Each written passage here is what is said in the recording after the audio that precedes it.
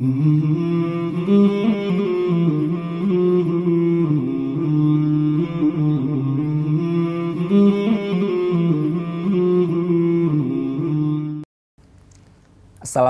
warahmatullahi wabarakatuh. Alhamdulillahirabbil alamin wassalatu wassalamu ala asrofil anbiya'i wal mursalin wa ala alihi wa sahbihi rasulillahi ajma'in. Para pemirsa Umat TV yang dirahmati Allah, kita bertemu kembali dalam acara Sehat ala Rasulullah bersama dokter kesayangan kita, Dr. Agus Rahmadi. Dan pada Sehat ala Rasulullah kali ini kita akan membahas tema tentang mengenal paru-paru dan permasalahannya. Dan untuk lebih menghangatkan acara kita kali ini, kami mengundang para pemirsa Umat TV untuk bergabung dalam line interaktif kami di 0811 913 3000. Dan alhamdulillah Dr. Agus saat ini sudah hadir bersama kita. Assalamualaikum dokter. Waalaikumsalam. Apa kabar dokter? Alhamdulillah baik. Dokter, dalam Sehat ala Rasulullah kita kali ini dok, kita akan membahas tema apa aja nih dok? Ya, insya Allah kita akan bahas tentang tadi permasalahan paru dan permasalahannya. Insya Allah kita akan bahas itu. Mengenal permasalahan paru dan permasalahannya seperti itu ya dok. Nah biasanya dokter, tentang paru-paru ini penyakit apa aja nih dokter yang biasa terdapat di paru-paru kita ini dok? Baik. Bismillahirrahmanirrahim. Pemirsa Umat TV yang dirahmati oleh Allah. Kita coba mengenal sedikit kebesaran Allah lewat paru-paru. Iya dokter. Betapa luar biasanya Allah menciptakan tubuh kita.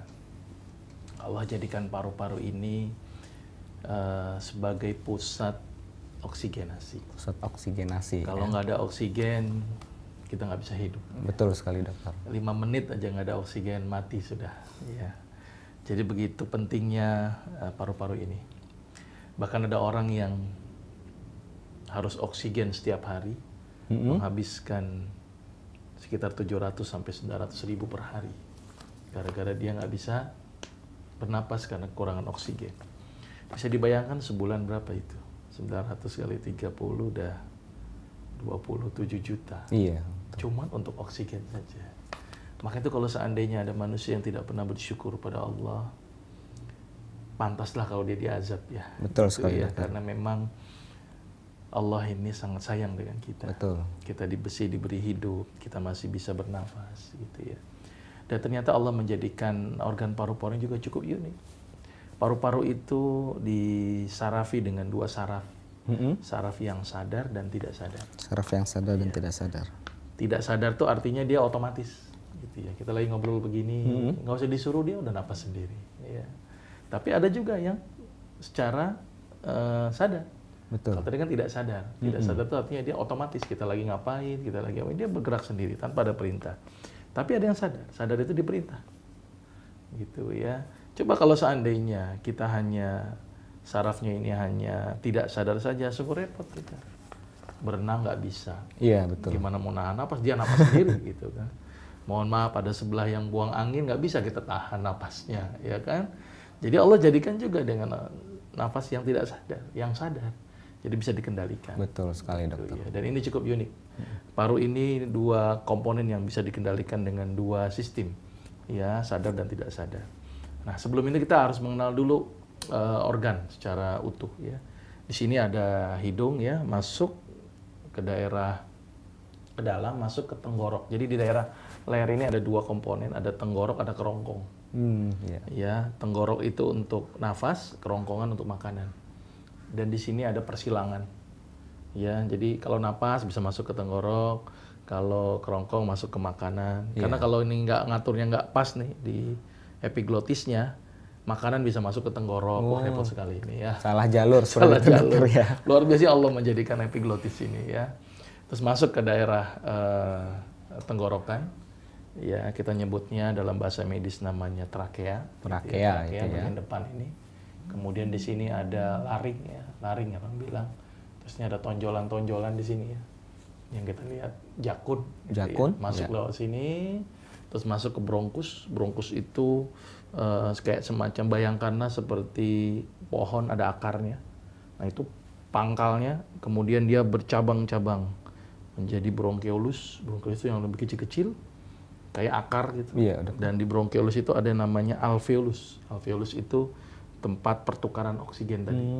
Jadi kan setiap kita melakukan proses pembakaran glukosa di dalam darah, pasti akan terjadi, orang bilang kalau bahasa awamnya itu, kalau mobil habis dibakar dengan bensin menghasilkan gas.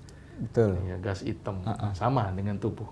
Ketika ada pembakaran untuk energi kita seperti ini, itu menghasilkan gas yang namanya CO2, karbon dioksida. Iya, Nah, karbon dioksida ditukar nanti di paru-paru. Dikeluarin, oksigennya masuk. Dikeluarin, oksigennya masuk. Ini luar biasa, ini bisa nuker otomatis ini. Ini luar Sudah biasa nih sangat pertukarannya. tersistem ya, Iya. dokter ya. Kalau seandainya ini nggak bisa dibuang, aduh, sungguh repot itu ya. Kita bisa keracunan nih, CO2 kan, karbon itu senyawa yang beracun. Ya. Dan pertukaran itu Allah jadikan juga luar biasa. Dia bisa ngelepas, bisa ngikat. Darah itu juga Allah jadikan luar biasa. Dia bisa melepas oksigen, dia bisa mengikat CO2. Dan udah ada jalannya sendiri-sendiri Ya, seperti coba itu. dibayangkan coba. Ini kok sel darah merah nggak salah Betul. gitu loh. Mau coba oksigennya, CO2-nya nggak bisa dilepas, masuk lagi. Sungguh repot itu. Ya, jadi dia bisa masuk ke dalam darah itu setelah dia mengikat oksigen. Iya. Dan dia setelah melepas CO2. Coba kalau darahnya ngambek, saya nggak mau lepas nih CO2-nya deh, mau masuk lagi ke dalam jantung, wah keracunan gitu. Dan ini mekanisme yang luar biasa. Bisa terjadi pertukaran oksigen, CO2, oksigen, CO2 yang begitu kompleksnya. Dan Allah jadikan itu dengan mekanisme yang otomatis gitu ya. Otomatis tetap ada yang mengatur di sana ya. Ketika itu melepaskan CO2, ketika dia mengikat oksigen, itu sangat luar biasa Allah jadikan. Dan mungkin kebanyakan kita tidak menyadari proses seperti itu ya. Seperti itu. Dokter ya. Kadang-kadang kita berpikirnya melihat yang besar-besar, padahal ada suatu proses yang sangat luar biasa dalam tubuh kita. Makanya kalau kita mengenal kebesaran Allah, lihatlah tubuh kita sebenarnya luar biasa sebenarnya tubuh kita ini.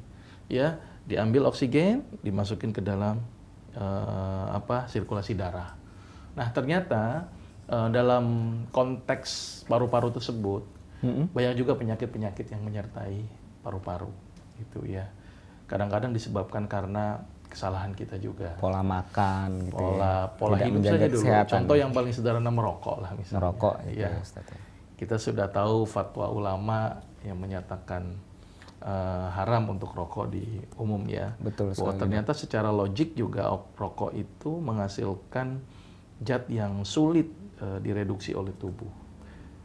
Pernah ada sebuah orang merokok terus kemudian ditiupkan ke lembar kain putih gitu ya. Ternyata itu ada bercak-bercak hitam.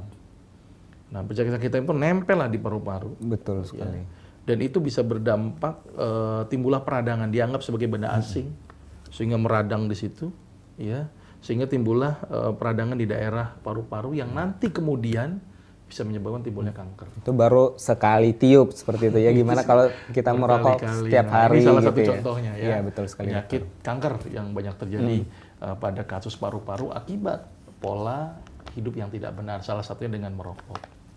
Terus kemudian ada juga penyakit yang disebabkan karena mengecilnya bronkus gitu ya. Atau bronkeolus ya. Orang bilang asma lah. Asma ini memang penyebabnya tidak diketahui. Ya, tidak jelas diketahui. Ada faktor keturunan juga di sana gitu ya. Tapi kita harus memperhatikan faktor-faktor pemicu. Iya, dokter. Salah satu pemicunya bisa dingin ya, bisa kelembaban udara, bisa stres dan sebagainya. Begitu banyak faktor pemicunya. Sehingga bronkus menjadi ciut. Dan ini yang bikin sesak. Nah, seperti itu. Nah, kalau kita compare dengan hadis-hadis Rasulullah, banyak Rasul bilang dalam beberapa hadis, salah satu tentang bagaimana Rasul menyuruh kita untuk berenang. Berenang. Satu-satunya hadis yang cukup luar biasa menurut saya. Rasul pada saat ngomong itu, sahabat tidak ada yang komplain. Rasul, ini suruh berenang di mana? Gitu ya. Nggak ada yang komplain. Samina wa ta'ala. Iya. Gitu ya. Dan pada waktu itu juga kalau sahabat kritis mungkin akan bertanya, berenangnya di mana dan Rasul pernah berenang apa enggak? Betul sekali. Gitu Karena kan, contohin dong Rasul. Tidak ada itu Ustaz ya. Nah, ini satu-satunya hadis yang Rasul tidak pernah melakukannya. Betul. Gitu ya. Tapi dikeluarkan itu oleh Rasul. Dan kita tahu bahwa apa perkataan Rasul adalah wahyunya Allah. Gitu ya. Pasti ada satu manfaat yang luar biasa. Nah, salah satunya dengan benang ini. Benang ini luar biasa melatih paru-paru kita. Alveolus menjadi lebih bagus, bronkus menjadi melebar. Jadi kalau orang asma ciut, dalam dunia kedokteran dikasih obat namanya bronkodilator, dilebarin. Obatnya habis ciut lagi. Dengan rangsangan apa ciut lagi. Kan berarti seumur hidup minum obat terus. Nah, udahlah, biarlah ciut itu berlaku. Coba kita lebarin aja itu bronkusnya. Jadi kalau ciut kan ke normal dia. Jadi nggak ciut lagi. Dengan caranya berenang itu Salah tadi, satu yang dokter, terbaik dengan berenang. Salah satunya dengan berenang. Jadi ternyata berenang ini sangat bagus untuk mengembangkan alveoli, mengembangkan bronkus. Logika berpikirnya gini saja. Ada gayung berisi air, kita tutup, peletuk, taluk dalam air. Apa yang terjadi? Pasti dia akan mendesak ke atas kan gayungnya. Iya, dokter. Karena kenapa? Karena udara selalu ke permukaan. Nah, ketika kita napas, kemudian menahan ke daerah paru-paru, pasti paru-paru itu akan menekan bronkus dan alveolusnya, sehingga dia melebar. Makanya kenapa perenang-perenang itu dadanya besar. Dadanya besar gitu. Itu ya, bagus sekali dia. Gitu ya, dan ini penting sekali untuk oksigenasi. Ya, malah ini sangat bagus juga untuk orang-orang yang mengaji dalam apa sih, misalnya untuk kata-kata yang panjang, itu kan perlu melatih penyanyi nafas. mungkin juga dokter ya.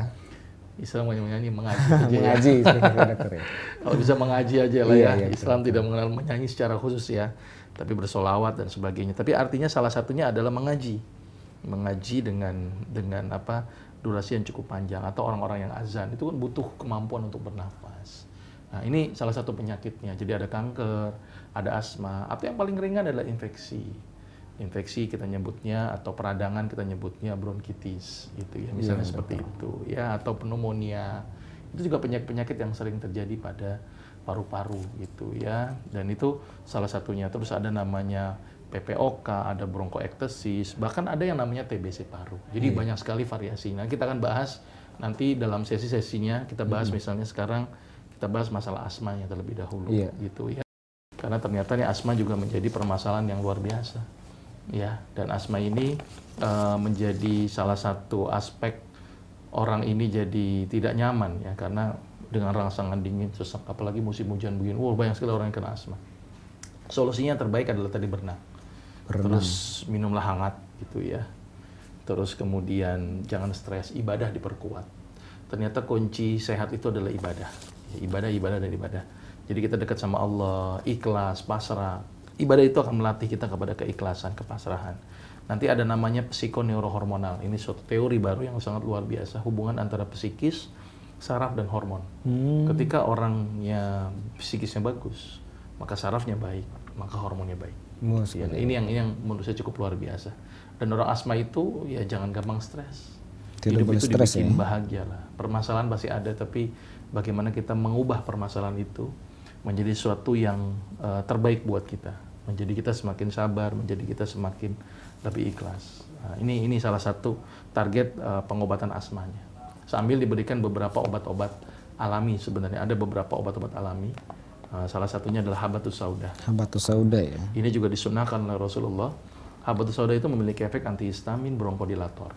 Ya, walaupun memang tidak sekuat salbutamol seperti obat kimia sintetis atau aminofilin seperti obat kimia sintetis, tapi Nigella sativa atau habatus sauda atau jintan hitam itu juga memiliki efek seperti halnya salbutamol atau aminofilin. Cuman memang tidak sekuat. Tapi kalau dirutinkan terus-menerus itu sangat bagus untuk orang-orang yang menderita penyakit asma. Dirutinkan habatus sauda, ibadahnya rajin, berenangnya seminggu 3 kali, selama 6 bulan sampai 1 tahun. Itu ternyata cukup bagus untuk asma. Gitu. Jadi permasalahan asma itu mudah sebenarnya. Berarti tidak perlu lagi harus meminum obat-obat kimia seperti itu dokter ya? Obat kimia kita tahu bahwa memang berefek untuk kondisi-kondisi darurat, silakan. Ya, tapi kalau untuk terus kontinuitas kan efek sampingnya itu yang kita takutkan. Iya. Kita coba dengan cara-cara yang lebih alami saja, yaitu dengan berenang. Sunnah ini sudah ya. Minum habatus sauda ini juga perbuatan Rasul. Ya, Rasul minum habatus sauda. 2 aspek ini sudah cukup gitu ya, sambil ibadah yang rajin. Gitu ya. Kalaupun ada tambahan-tambahan misalnya terapi herbal misalnya dengan sambiloto, itu silakan aja, atau dengan sereh ya, atau rumput mutiara, itu tambahan-tambahan lebih saja. alami Lebih buat tubuh ya, buat saja, sehat itu gitu. lebih aman. Kira-kira seperti itu gambarannya, Akhi. Iya. Gitu ya. Nah, mungkin nanti kita akan menerima line telepon dokter ya. Sesi ini, baik. sebelum kita melanjutkan lagi pembicaraan kita kali ini, dokter, kita harus istirahat sejenak. Pak. Ya, baik. Para pemirsa Umat TV yang dirahmati Allah, jangan kemana-mana, tetap di Umat TV. Alhamdulillahirrabbilalamin, para pemirsa Umat TV yang dirahmati Allah, kita kembali melanjutkan perbincangan kita bersama Dr. Agus Rahmadi membahas tema tentang paru-paru dan permasalahannya. Dokter, mungkin biar lebih jelas lagi, mungkin dokter bisa mengulang lagi permasalahannya tentang asma itu seperti apa dari sisi kedokterannya, dokter? Iya, yang paling penting ini adalah penanganannya ya. Penanganannya yang paling utama ya. Dalam dunia kedokteran ada beberapa obat yang sering diberikan itu ya untuk penanganan penyakit asma. Salah satunya adalah obat-obat yang melebarkan bronkus ya. Bronkus itu tadi salurannya ya dilebarkan gitu ya. Salah satunya adalah salbutamol, aminofilin, epinefrin itu ya. Mungkin dikombinasi dengan golongan steroid. Kira-kira seperti itu. Iya. Itu salah satunya. Kayaknya sudah terhubung dengan para pemirsa Umat TV di rumah. Baik, dokter. silakan. Halo, assalamualaikum warahmatullahi wabarakatuh. Waalaikumsalam warahmatullahi wabarakatuh. Ya, Ibu dengan siapa dan dari mana, Ibu? Dari Ibu Asih di Pekalongan. Ya, Ibu Atik di Pekalongan. Silakan pertanyaannya, Ibu. Gini Pak Dokter, iya. suami saya itu ngerokok. Tapi kalau disuruh berhenti itu agak susah ya, kalau di rumah nggak ngerokok sih, tapi mungkin kalau di luar ngerokok. Iya. Nah, itu gimana dok untuk mengatasinya, kebiasaannya gitu dok? Iya. Baik. Iya, makasih ya dok ya. Iya. Assalamualaikum. Waalaikumsalam warahmatullahi wabarakatuh. Terima kasih Ibu Atik di Pekalongan. Nah, dokter, Ibu Atik permasalahannya seperti itu, ini dokter. rokok emang berat nih memang ya. Jadi memang harus kuat dulu sih. Apa sih motivasinya harus Niatnya kuat terlebih seperti dahulu itu, dokter ya. Karena kebanyakan orang-orang yang berhenti rokok setelah kena penyakit biasanya. Udah kena kanker baru berhenti. Betul, baru sadar. Udah kena sakit baru sadar gitu. Tapi kalau enggak ya, sulit sekali itu memang motivasinya. Kadang-kadang timbul habit, kebiasaan, kadang-kadang adik ya, jadi adiktif, jadi bikin kadang-kadang kecanduan, kayaknya nggak enak kalau nggak ngerokok gitu ya.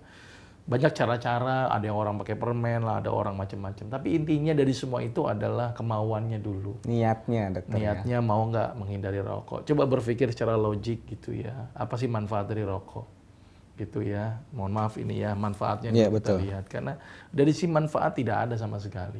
Apakah dengan rokok, terus kemudian kita jadi sehat kan? Enggak. Berpikirlah setiap kita menghirup rokok, berapa banyak karsinogenik yang di sini. Mungkin dia belum terkena kanker, tapi nanti di kemudian hari, itu banyak sekali efek negatifnya, gitu ya.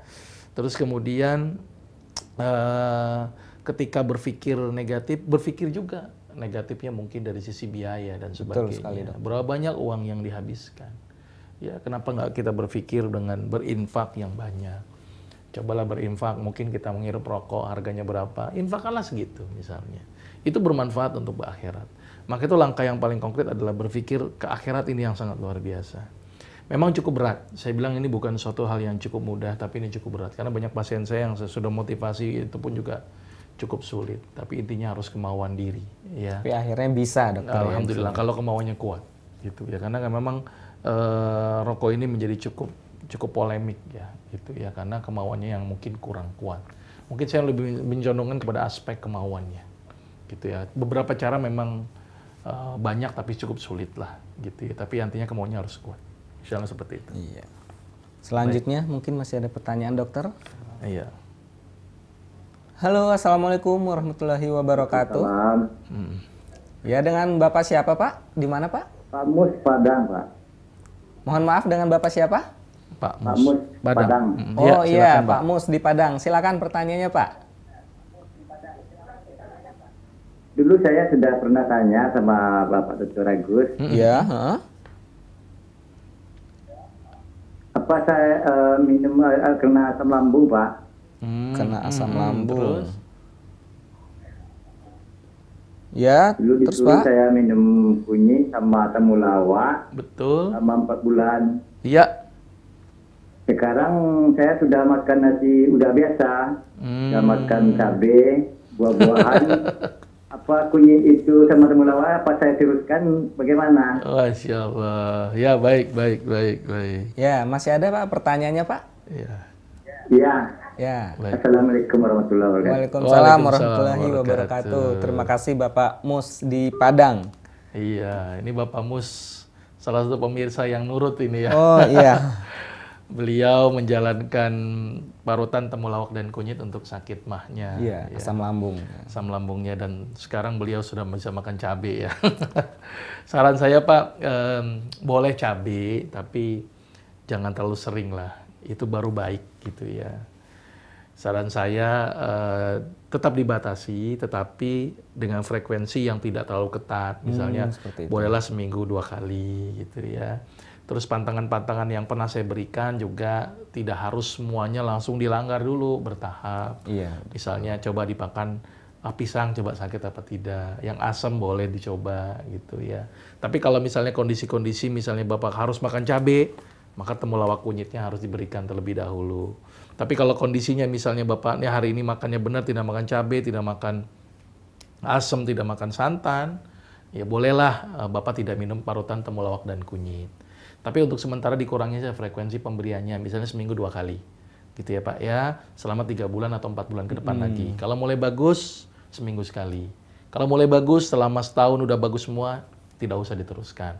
Cukup dimasukkan ke dalam bumbu masakan. Misalnya masak nasi, bikin nasi kuning gitu ya.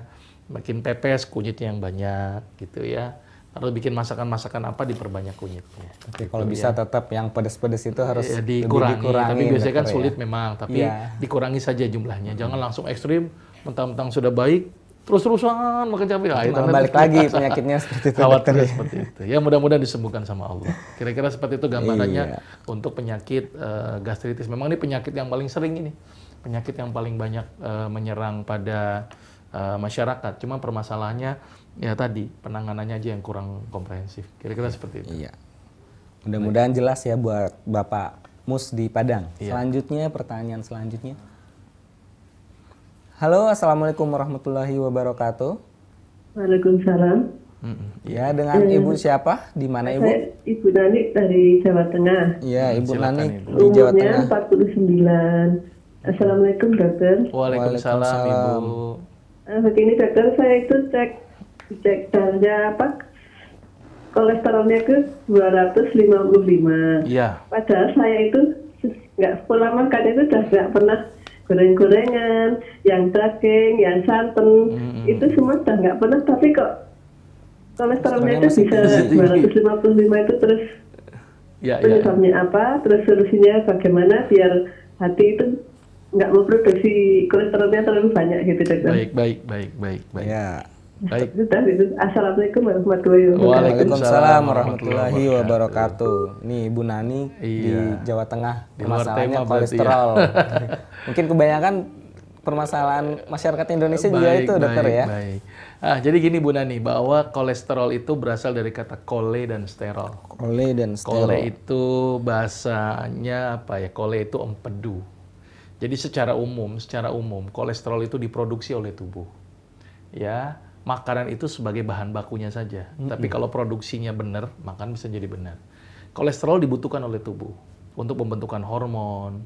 Sel itu bisa membelah, itu butuh yang namanya kolesterol juga. Jadi dalam jumlah tertentu kolesterol dibutuhkan. Tetapi ketika berlebihan timbul permasalahan gitu ya. Menimbulkan penyakit. Jadi yang mengobati kolesterol yang benar sebenarnya tidak hanya dari sisi makan, tetapi bagaimana tubuh ini menjadi baik. Salah satunya adalah fungsi hatinya diperbaiki dulu. Nah, apa yang terbaik memperbaiki fungsi hati? Yang pertama, puasa. Puasa dokter. Itu luar biasa. Saya minta ibu coba puasa Daud terlebih dahulu. Ya, ini sangat luar biasa ini. Atau minimal 9 jam. Tapi menurut saya tambi Daud yang terbaik. Gitu ya. Karena frekuensinya lebih sering untuk berpuasa. Ini yang pertama. Untuk memperbaiki fungsi hatinya. Kemudian berilah temulawak. Ya, temulawak ini ternyata juga mampu menurunkan kadar kolesterol di dalam tubuh. Ya. Dan juga memperbaiki fungsi hatinya. gitu ya. Ini temulawak, Iya. gitu ya. Terus yang ketiga olahraga, Bu. Ya, itu supaya terpecah lemak yang ada. Mungkin bahan bakunya nggak ada karena lemaknya masih banyak, nggak dipecah-pecah, ya harus dipecah. Mungkin Gitu, jenis ya. olahraga yang lebih spesifik. Ya, seperti apa, Dok? intinya olahraga yang paling sederhana itu adalah terjadi kenaikan nadi sebanyak 20% dari nadi awal. Itu yang paling sederhana. Atau yang paling gampangnya, kalau nggak sempat ngitung nadi, ya udahlah keringetan lah. Iya. Tapi di luar rumah, ya, bukan nyuci, bukan gosok. gitu jalan ya. pagi, Harus di jalan rumah, silakan. Mau jalan pagi, mau lari, mau apapun silakan. Kalau mau bagus berenang lebih bagus. Berenang gitu lebih ya. Jadi berenang lagi. Ya, itu 3. Itu dengan cara olahraga dulu, gitu ya. Terus yang keempat, tidak hanya dari minyak dan santan saja, Bu. Ada beberapa makanan juga ternyata tinggi lemak, gitu ya. Salah satunya kacang, itu juga tinggi lemak, walaupun dia lemak baik ya.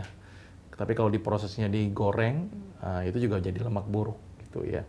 Terus kemudian beberapa jenis ikan, itu juga lemaknya cukup tinggi, gitu ya. Walaupun dia lemaknya bagus omega 3, tapi ketika digoreng juga masalah, gitu ya. Atau beberapa makanan yang juga mungkin kita anggap ini nggak ada lemak, boleh jadi itu juga ada unsur lemaknya. Mungkin ibu nggak makan goreng-gorengan, mungkin ibu nggak makan santan-santanan gitu ya. Tapi mungkin ibu masaknya pakai kemiri terus-terusan sama blue band, sama saja. Jadi ada aspek itu yang harus diperhatikan gitu ya. Tapi bagaimanapun juga konsep penanganan kolesterol itu adalah dengan memperbaiki fungsi hatinya terlebih tadi, dahulu. Sama. Jadi saya menyarankan 4 aspek ini dijalankan. Iya. Mudah-mudahan Puasa kolesterol daun, ibu temulawak dan olahraga itu Iya, dokter ya. dan itu jalankan selama 4 sampai 6 bulan.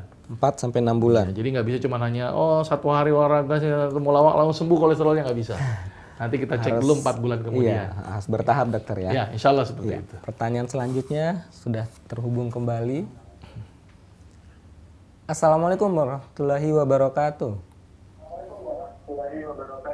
Waalaikumsalam warahmatullahi wabarakatuh. Iya, Iya. dengan ibu siapa? Di mana ibu? Dengan Ibu Epi Ya, Ibu Epi di mana? di Bali. Iya, di Bali, Bu. Silakan, Bu, pertanyaannya. Gini, saya kan penderita jantung rematik, Dok. Jadi dengan kasusnya mitras, sianosis, saya juga penderita diabetes, hepatitis, mau saya sebentar, hepatitis. Terus ininya astunya hasil lab kemarin, astu saya itu 200, Dok. Kira-kira kalau untuk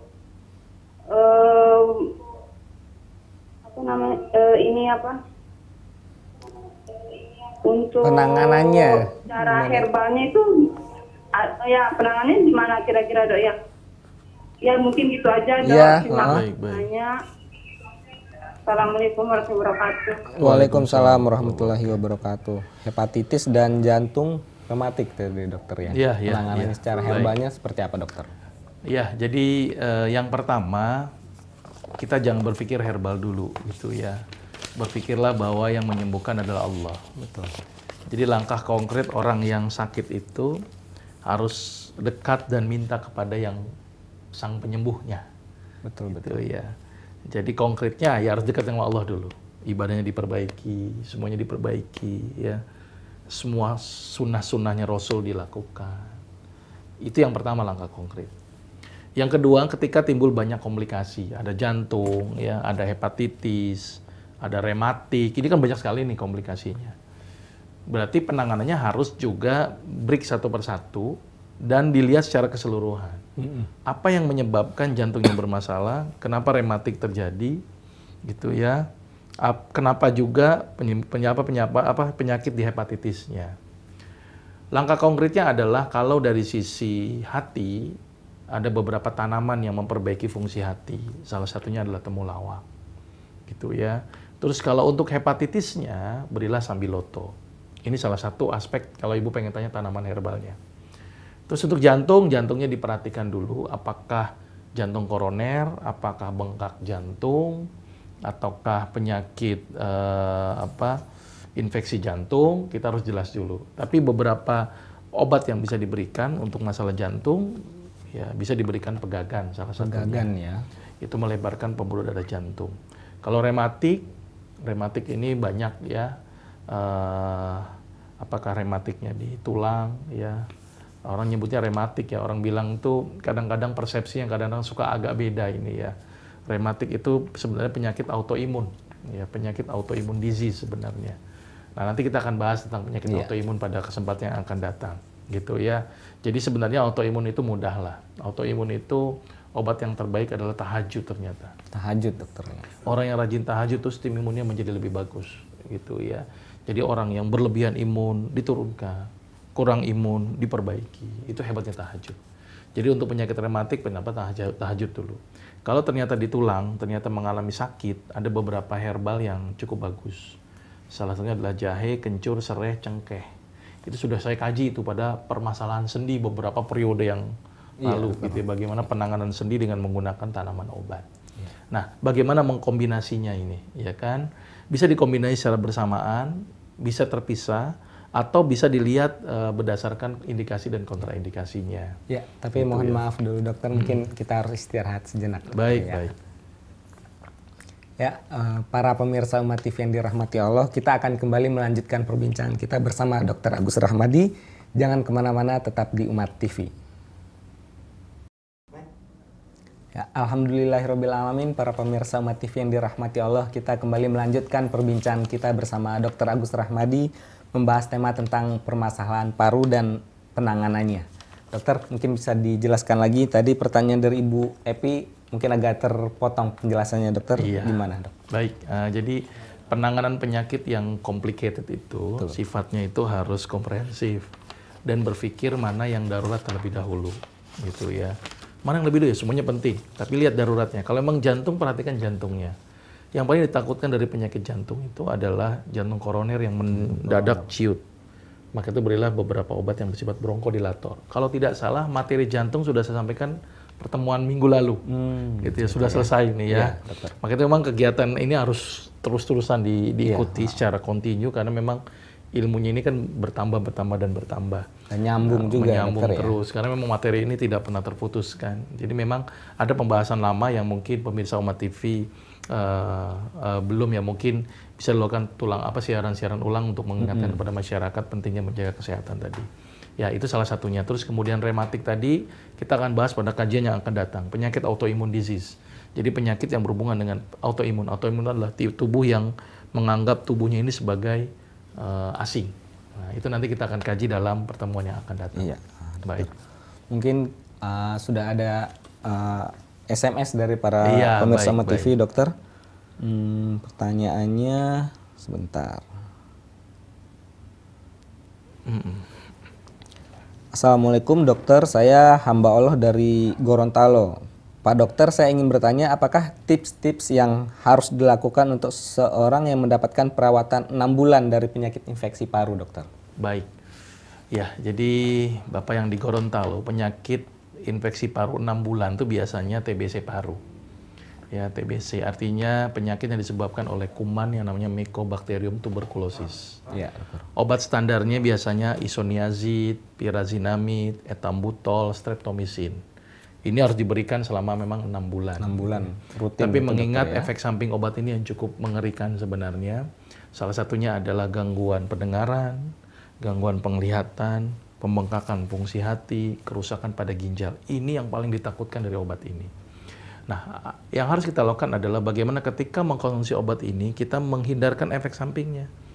Salah satu beberapa tanaman yang untuk memperbaiki fungsi hati, tadi sudah saya sampaikan temulawak dan kunyit. Yang untuk memperbaiki fungsi ginjal, salah satu dengan menggunakan mengkudu. Gitu ya. Jadi berikanlah tambahan-tambahan tanaman obat atau makanan yang mengandung temulawak, kunyit, dan mengkudu. Tujuannya biar apa? Biar efek samping yang dihasilkan dari obat ini bisa dicegah. Ini yang pertama.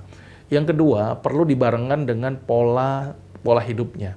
Kita tahu bahwa kuman TBC ini sangat senang di tempat yang lembab. Jadi langkah konkretnya, ruangannya harus dirubah. Ventilasi harus bagus dulu, terus cahaya matahari juga harus bagus. Dan jangan terlalu banyak di kamar, jadi harus keluar. Biar oksigenasi, pencahayaan matahari menjadi lebih bagus juga. Itu yang kedua. Yang ketiga, ada beberapa makanan yang cukup penting untuk menambah berat badan. Salah satunya adalah susu kambing.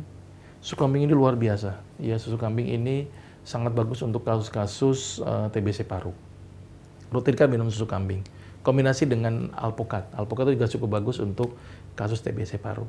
Gitu ya. Dan itu memang butuh waktu 6 bulan, nanti dilihat dulu hasilnya. 6 bulan harus rutin minumnya. Harus rutin, kalau boleh telat 1 hari pun memang obat itu. Iya. Karena kalau tidak menyebabkan resistensi. Kira-kira seperti itu. Itu tambahan dari saya, Pak. Mudah-mudahan bisa membantu dalam pengobatan TBC parunya. Baik. Ini ada SMS selanjutnya dokter dari Iya. Bapak Aiman. Bismillah, Assalamualaikum. Karena aktivitas yang cukup berat, dada dalam sebelah kiri terasa sakit. Sakitnya lebih terasa ketika menarik napas dalam-dalam atau berbaring ke sebelah kiri. Nah, apakah ini sakit paru atau sakit jantung, dokter? Tanyaannya seperti itu. Baik. Jadi nyeri dada di sebelah kiri ini banyak faktor ya. Kalau jantung misalnya anggap jantung koroner, ciri-cirinya itu seperti tertusuk gitu ya, disebut dengan angina, dijalarkan sampai ke belakang dan dijalarkan sampai ke tangan. Ciri-cirinya seperti itu. Kalau misalnya gagal jantung atau jantung bengkak, itu kadang-kadang sesek. Jalan beberapa ratus meter sesek. Bahkan kalau sampai berat, duduk aja sesek gitu. Itu ciri-cirinya gitu ya. Kalau misalnya ada bocor jantung, ya, salah satu ciri-cirinya kalau memangnya ASD atau VSD yang menyebabkan CO2 masuk ke dalam sirkulasi darah, itu salah satu cirinya adalah tangan-tangan biru, ya, bibir biru, salah satu cirinya seperti itu.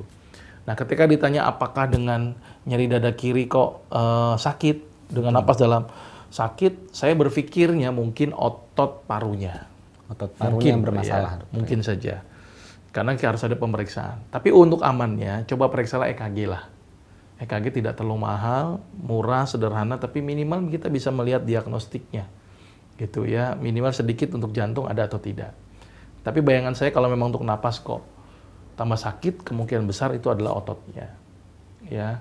Kalau cara alaminya ya coba aja kerok deh kalau orang zaman dulu ya, dikerok dengan bawang atau dengan sesuatu yang dikerok gitu ya, atau coba dibekam di daerah belakangnya. Dan coba lakukan olahraga secara rutin. Nah, coba dengan aspek-aspek alami terlebih dahulu, sambil kita tahu ini penyakitnya apa. Minimal cek EKG terlebih dahulu. Kalau EKG tidak ada permasalahan, boleh dilakukan tindakan rongsen, biar mengetahui dulu. Karena penanganan dengan menggunakan herbal atau cara alami pun harus memperhatikan juga aspek indikasi dan kontraindikasinya. Betul. Indikasi medisnya apa, penyakitnya apa, itu untuk menentukan juga jenis pengobatan yang diberikan apa. Jadi harus dilihat dulu permasalahannya, dokter ya. Betul. Kira-kira seperti itu. Iya. Baik. Nah, ada juga pertanyaan dari Ibu Lia di Depok. Dokter, saya mau tanya dok, apakah sakit flek paru bisa kambuh lagi? Karena anak saya umur 5 tahun dulu pernah kena flek paru dan sudah minum obat dan alhamdulillah sudah sembuh. Tetapi sekarang sudah umur 16 tahun, badannya masih kurus. Apakah itu ada indikasi fleknya masih ada atau seperti apa dokter? Ya, baik. TBC paru nanti kita kaji pada pertemuan yang akan datang secara detail, tapi sedikit saya berikan gambaran bahwa badan kurus itu tidak hanya dari TBC paru. Bisa juga karena faktor penyakit lain, misalnya tiroid, itu juga bikin kurus, gitu ya. Khususnya yang khusus untuk hipertiroid, jadi metabolismenya cepat, gitu ya. Terus kemudian kurus juga bisa disebabkan karena intake makanan yang kurang, atau bisa juga aktivitas yang berlebihan. Atau mungkin yang paling sederhana faktor nasib, gitu ya, faktor genetik.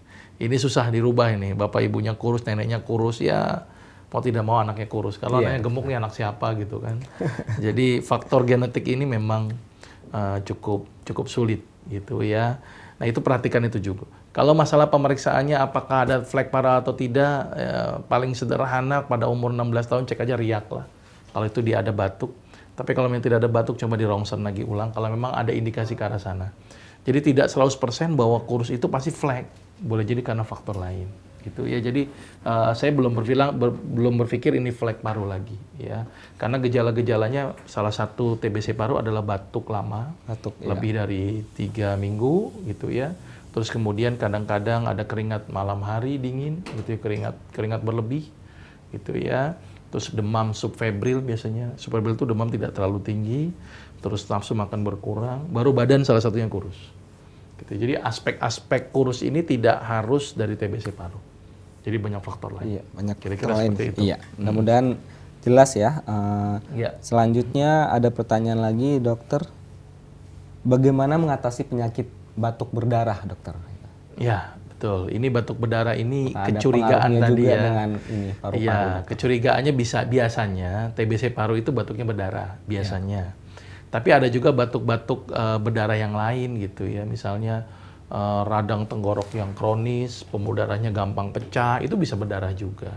Atau bisa juga tumor paru atau kanker paru, itu juga bisa bikin batuk berdarah. Jadi batuk berdarah itu hanya simptomnya. Tapi penyebabnya ini kan banyak faktor. Kita harus tahu dulu penyebabnya apa. Kalau penyebabnya kanker ya kita pengobatannya kanker. Kalau TBC, pengobatannya TBC gitu ya. Atau kadang-kadang yang sederhana radang tenggorok saja lah, yang kadang-kadang batuknya begitu kuat gitu ya, pembuluh darahnya di situ banyak, kemudian gampang pecah gitu ya. Itu ya berarti harus diobati dengan konsep radang tenggorok. Jadi batuk darah itu banyak aspek gitu ya, tidak hanya dari TBC paru, bisa jadi kanker ya. Dari kanker paru itu juga menyebabkan batuk darah. Iya. Gitu ya, atau aspek-aspek lain. Jadi batuk darah itu banyak penyebabnya. Kira-kira seperti itu. Iya. Nanti mungkin pada pertemuan yang akan datang kita akan sampaikan tentang materi paru episode yang kedua tentang TBC paru. Iya, dokter. Gitu. Mungkin Kira-kira seperti itu. Iya, karena waktu terbatas juga, Baik, makanya pertemuan kita hari ini harus diakhiri dulu, dokter. Tapi mungkin dokter bisa sedikit memberi penjelasan atau kesimpulan tentang tema kita kali ini, bagaimana penanganan paru itu terhadap permasalahannya seperti apa, dokter? Baik, jadi begini pemirsa Umat TV, bahwa ternyata Allah jadikan paru ini sangat luar biasa. Bersyukurlah dengan pemberian Allah, insya Allah Allah akan menambah nikmatnya. Salah satu bentuk syukur tidak hanya sebatas mengucapkan kata Alhamdulillah saja, tapi dilakukan dengan perbuatan-perbuatan yang memelihara ciptaan Allah. Betul sekali, dokter.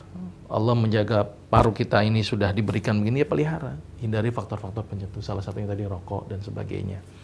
Terus kemudian penanganan yang alami, cobalah dengan cara-cara yang sederhana. Untuk kasus asma tadi yang kita bahas, berenanglah, perbanyak berenang.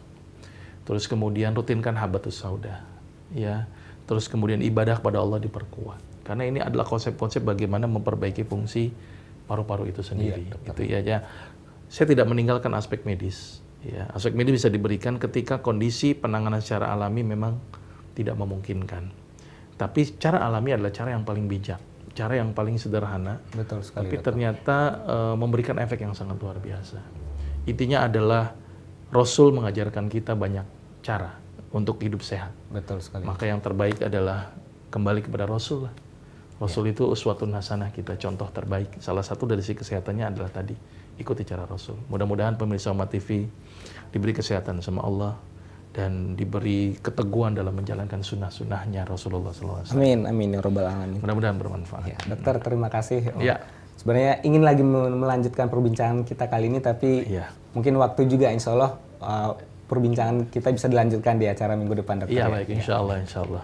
Ya, pemirsa Umat TV yang dirahmati Allah, demikianlah bincang-bincang kita kali ini bersama Dr. Agus Rahmadi membahas tema tentang penyakit paru dan permasalahannya.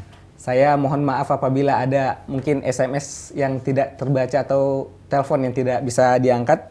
Insya Allah kita akan bertemu kembali dalam acara Sehat ala Rasulullah minggu depan. Saya Al-Azhar, mohon maaf. Assalamualaikum warahmatullahi wabarakatuh. Waalaikumsalam warahmatullahi wabarakatuh.